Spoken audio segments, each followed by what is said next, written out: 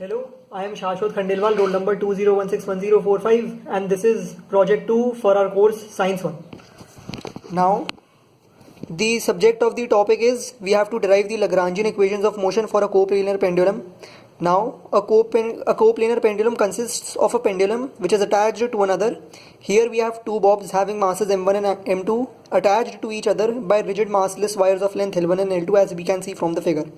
Now, let theta 1 and theta 2 be the angles which the wires make with the vertical. So, the coordinates of bob with mass m1 is x1 is equal to minus L sin theta t1 and y1 is equal to minus L cos theta t1. Similarly, the coordinates for bob 2 are L sin theta t1, L1 sin theta 1 plus L2 sin theta 2, comma, minus L1 cos theta 1 minus L2 cos theta 2. So, the potential energy of the whole system is m1 g y1 plus m1 g y2, which after substituting the values of y1 and y2 which we have found above, we get minus m1 plus m2 g L1 cos theta 1 minus m2 g L2 cos theta 2. Similarly, the kinetic energy of the system is half m v1 square plus half m v2 square, which is half m L1 square theta 1 square, because the motion is a pendulum motion, so v is equal to L theta dot.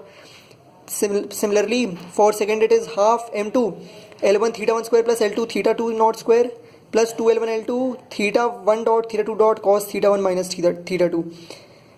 So, the Lagrangian of as we know that the Lagrangian of any system is defined by the difference of their kinetic energy and potential energy. So we do the same, and we get k minus b turns out to be half of m1 plus m2 L1 theta 1 dot square plus half m2 L2 theta 2 dot square plus m2 dot L1 L2 theta 1 dot theta 2 dot cos theta 1 minus theta 2.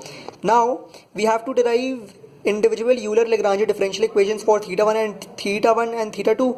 So for doing that, we start with theta 1. So dl by d theta dot 1 is equal to m1 L1 square theta 1 dot plus m2 L1 square theta 1 dot plus m2 L1 L2 theta 2 dot cos theta 1 minus theta 2.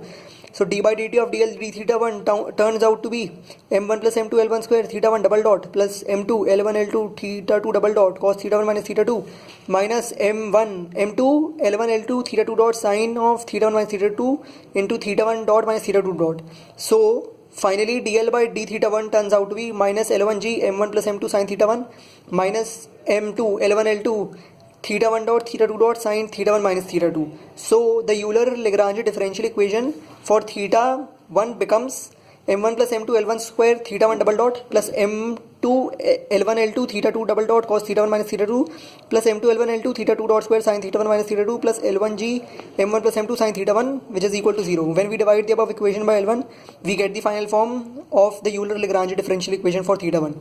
Similarly, we follow the exact similar process to derive the Euler Lagrangian differential equation for theta 2 and end up with the equation m2 L2 theta 2 double dot plus m2 L1 theta 1 double dot cos theta 1 minus theta 2 minus m2 L1 theta 1 dot square sin theta 1 minus theta 2 plus m2g sin theta 2 is equal to 0. So by this complete process, we have derived the Euler Lagrangian differential equations for theta 1 and theta 2, or we have derived the Lagrange's equation for our bobs m1 and m2.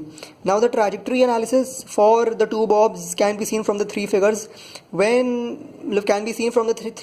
Three different initial conditions are taken and corresponding trajectories are being made. We can see that the coplanar pendulum trajectory is called chaotic motion because it shows how sensitive the motion depends on the initial conditions, and as viewed in the above three cases on slide